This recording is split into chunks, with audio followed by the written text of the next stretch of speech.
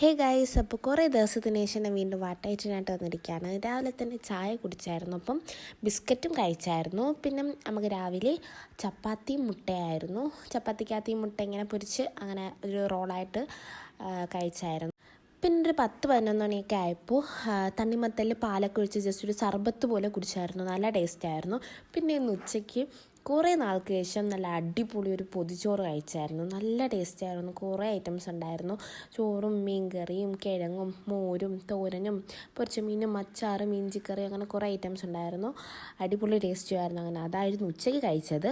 പിന്നെ ഒരു മുട്ടായും കൂടി കുറച്ച് നേരം കഴിച്ചായിരുന്നു. അതൊക്കെ കഴിഞ്ഞ് വയറ് ഫുള്ളായിരുന്നു. അപ്പോൾ അനിയൻ ഈ മാങ്ങ ഉപ്പും മുളകൊക്കെ ഇട്ട് ഇങ്ങനെ അരിഞ്ഞു കൊണ്ടുവന്നായിരുന്നു. അങ്ങനെ അത് കഴിച്ച് പിന്നെ രാത്രി നമ്മൾ ജസ്റ്റ് പുറത്ത് പോയാണ് ഫുഡ് കഴിച്ചത്. ഈ ഒരു നറനീണ്ടി ജ്യൂസ് കുടിച്ചായിരുന്നു. പിന്നെ ചിക്കൻ മോമോസും മിൻറ്റ് ലൈമും ബ്രെഡ് ടോസ്റ്റും മുട്ട ഓംലെറ്റും അങ്ങനെ കുറച്ച് കുഞ്ഞു കുഞ്ഞു ഐറ്റംസാണ് കഴിച്ചത്. പിന്നെ ഈ ബ്ലൂബെറി സ്മൂത്തിയും കൂടി കഴിച്ചായിരുന്നു. എനിക്കിതിൽ ഏറ്റവും ഫേവറേറ്റ് ഇതായിരുന്നു. നല്ല ടേസ്റ്റായിരുന്നു. അപ്പോൾ ഇതൊക്കെയാണ് ഇന്ന് കഴിച്ചത്. അപ്പോൾ എത്രയേ ഉള്ളൂ. ബായ്.